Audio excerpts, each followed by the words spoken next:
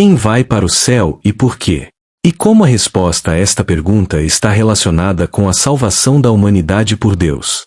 Desde os tempos mais antigos, a humanidade se faz a mesma pergunta: o que é a salvação? Muitos acreditam que ser salvo é escapar do castigo do tormento eterno no inferno e ganhar a recompensa da vida nos céus. Essa ideia foi repetida por séculos e acabou sendo aceita quase sem questionamentos. De fato, a ideia que muitos fazem de salvação é simplesmente herdar uma vida nos céus junto com seus entes queridos. Mas quando abrimos a Bíblia e analisamos cuidadosamente sua mensagem do começo ao fim, percebemos algo surpreendente. O foco principal das Escrituras não é levar humanos para o céu, mas restaurar aquilo que foi perdido no início da história humana. Para entender isso, precisamos voltar ao Éden. Quando Deus criou Adão e Eva, Ele não lhes prometeu uma vida futura no céu. O propósito original era claro e perfeito. O plano era que a humanidade vivesse para sempre na Terra, em paz, perfeição e plena harmonia com Deus. O planeta seria um paraíso global habitado por seres humanos perfeitos, livres da dor, da violência e da morte. O Salmo 115 verso 16 confirma isso ao declarar: os céus pertencem ao Senhor, mas a terra Ele deu aos filhos dos homens. Perceba o contraste: os céus pertencem a Deus, mas a terra foi dada à humanidade. Em nenhum momento o relato inicial mostra Deus criando seres humanos com o objetivo de deixarem a terra para viverem no céu. O propósito original sempre esteve ligado à vida humana perfeita aqui. Mas então surgiu a tragédia que mudou completamente a condição humana. Satanás convence Eva a desobedecer a Deus. Eva é enganada e convencida a acreditar que não morreria, e que seria como Deus, conhecedora do bem e do mal. Em seguida ela convence Adão a também comer do fruto em desobediência, à lei específica de Deus. Romanos 5 verso 12 explica: portanto, assim como por um só homem entrou o pecado no mundo, e pelo pecado a morte, assim também a morte passou a todos os homens, porque todos pecaram. A morte não fazia parte do propósito original de Deus. O sofrimento não fazia parte do plano divino.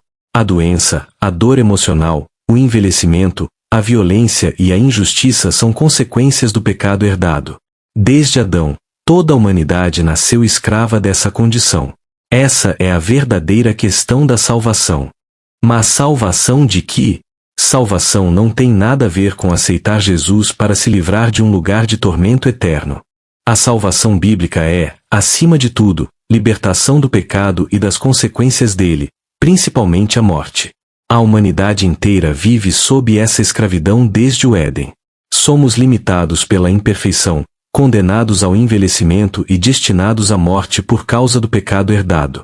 Mas Deus não abandonou seu propósito original. Em vez disso, Ele estabeleceu um meio de resgatar a humanidade. E esse meio é o reino de Deus. Diferente do que muitas pessoas acreditam, o reino de Deus é um governo real, com reis, uma sede e um território sobre o qual governará. Séculos antes da vinda de Cristo, o profeta Daniel falou sobre esse governo divino em Daniel 2 verso 44. Nos dias desses reis, o Deus do céu levantará um reino que jamais será destruído, e esse reino não passará a outro povo.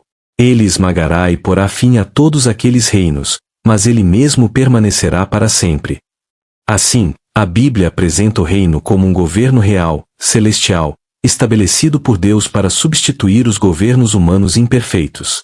E Jesus Cristo foi escolhido como rei desse reino. Durante todo o seu ministério, Jesus falou constantemente sobre o reino de Deus. Ele até mesmo ensinou seus discípulos a orar: venha o teu reino, seja feita a tua vontade, assim na terra como no céu. Mateus 6 verso 10. Observe cuidadosamente essas palavras. Jesus não disse: nos leve para o seu reino. Ao contrário, ele ensinou a pedir pela vinda do reino para que esse reino cumprisse a vontade de Deus na terra. Isso significa que o objetivo do reino é restaurar a terra e a humanidade ao estado que Deus sempre desejou. Após sua morte e ressurreição, Jesus ascendeu ao céu para assumir sua posição como rei. Atos 1 verso 9 relata: tendo dito isso, foi elevado às alturas enquanto eles olhavam, e uma nuvem o encobriu da vista deles. Mas Jesus não governaria sozinho. A Bíblia revela que um grupo limitado de humanos seria escolhido para reinar com ele no céu. Em Apocalipse 14 verso 1 lemos: Olhei, e diante de mim estava o Cordeiro, em pé sobre o monte Sião, e com ele 144.000 que traziam escritos na testa o nome dele e o nome de seu pai. E Apocalipse 5 verso 10 explica a função desse grupo. Tu os constituíste reino e sacerdotes para o nosso Deus, e eles reinarão sobre a terra. Esse detalhe muda completamente a compreensão popular sobre o céu. Esses escolhidos não vão para o céu simplesmente para viver ali eternamente sem propósito. Eles recebem uma missão.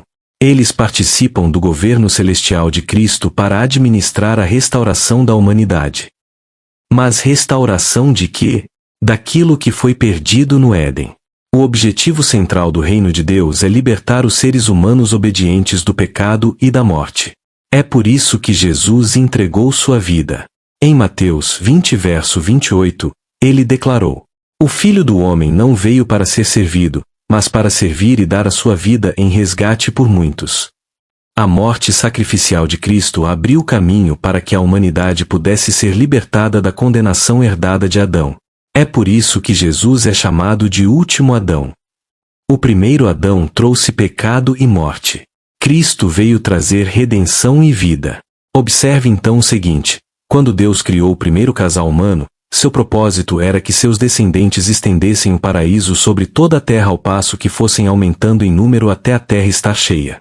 Não havia nenhuma perspectiva de morte a não ser que Adão desobedecesse a uma lei específica de Deus, o que aconteceu quando Adão comeu do fruto do qual Deus disse que não devia comer. Com a queda do homem no jardim do Éden, a humanidade ficou sujeita ao pecado e à morte. Entra em cena então o meio de Deus para resgatar os descendentes de Adão e Eva do pecado e da morte. Primeiro, a vinda de seu Filho Jesus à Terra a fim de morrer para abrir caminho para a sobrevivência ou ressurreição dos humanos imperfeitos. Mas isso por si só não significaria a salvação.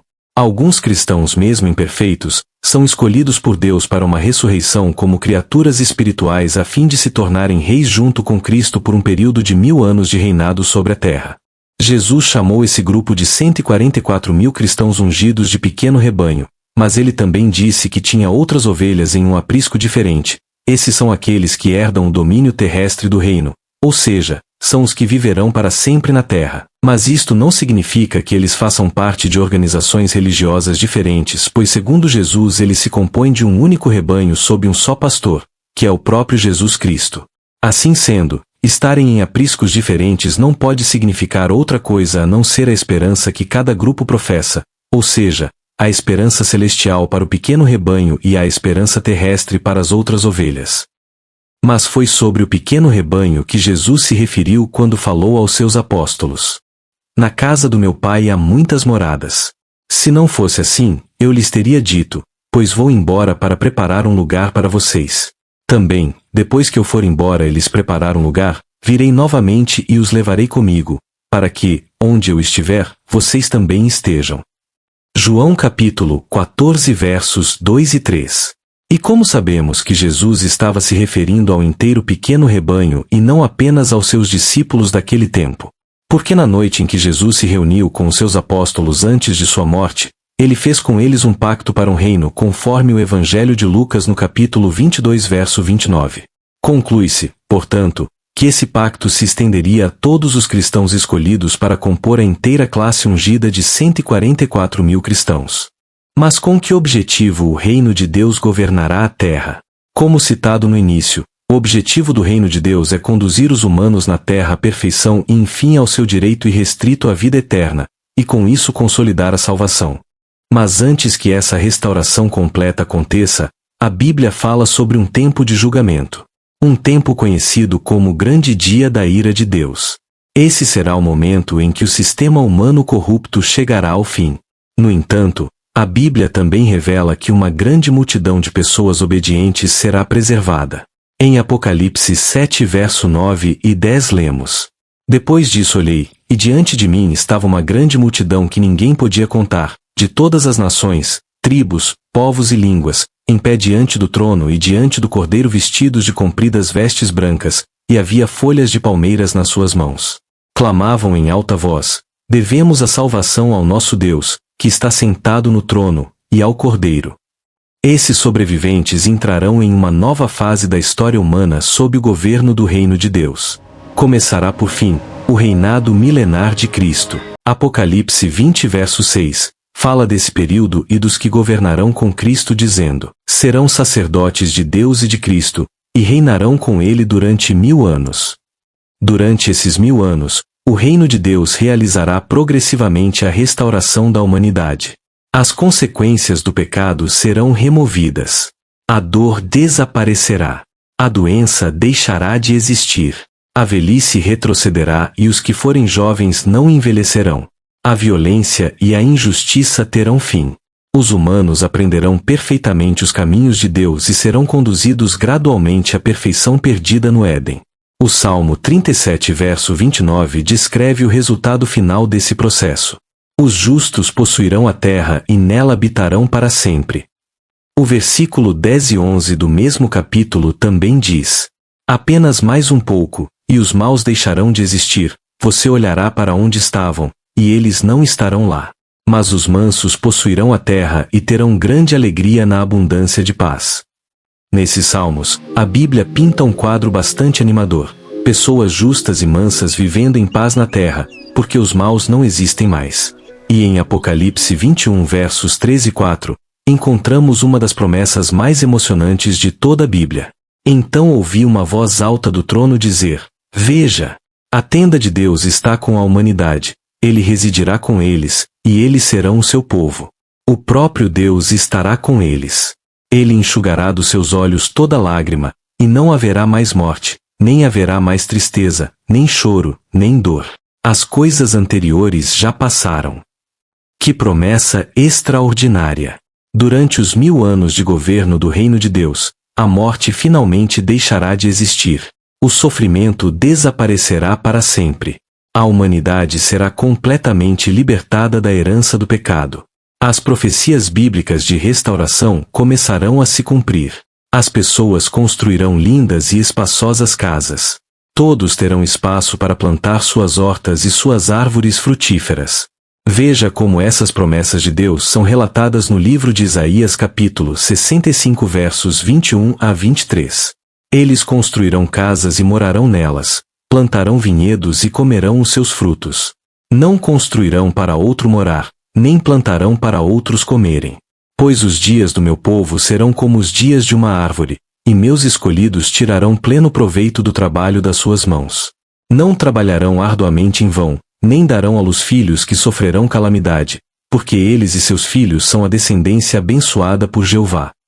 Observe que não haverá calamidade nem mesmo para os filhos que nascerem naquele tempo.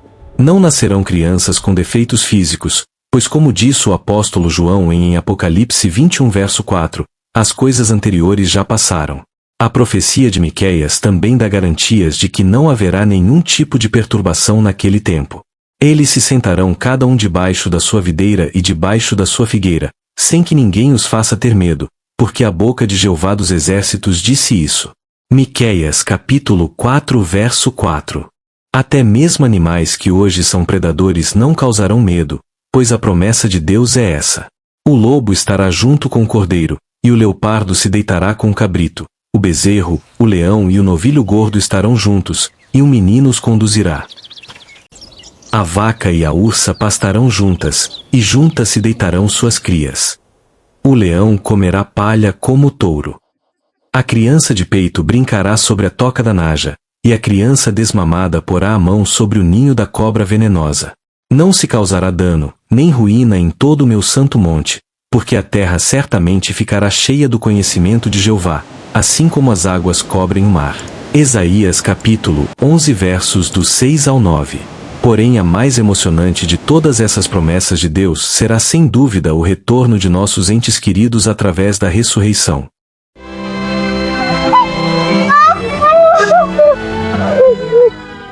Observe o que Jesus garantiu que vai fazer quando se tornar rei sobre a terra, conforme mencionado no Evangelho de João capítulo 5 verso 21. Pois, assim como o Pai levanta os mortos e lhes dá vida, assim também o Filho dá vida a quem ele quer.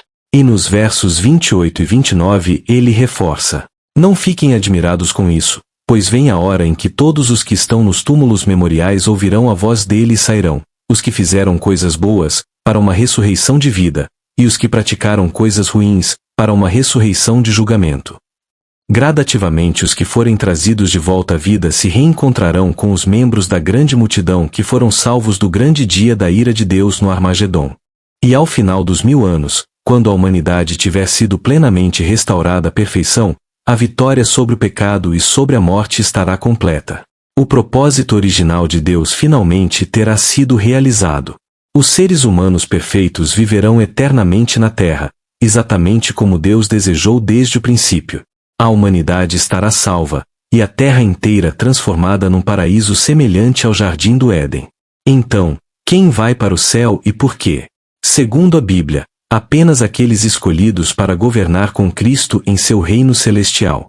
Mas por que 144 mil? Isto tem a ver com a estrutura do Israel como antigo povo de Deus. É possível que no início, Deus quisesse que os que vão governar com Cristo fossem pessoas dentre o antigo Israel como povo de Deus, sendo então 12.000 de cada uma das 12 tribos.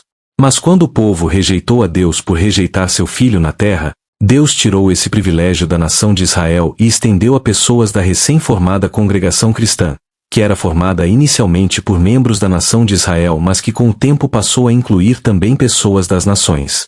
Então pode-se dizer que a estrutura hoje é simbólica, mas o número é literal, pois no livro de Apocalipse revela-se que cada um deles tem o nome de Deus e o nome de Jesus nas suas testas como um simbólico selo, indicando que foram escolhidos por Deus. E por que eles vão para o céu? Porque o reino de Deus é celestial e porque eles fazem parte da solução divina para salvar a humanidade.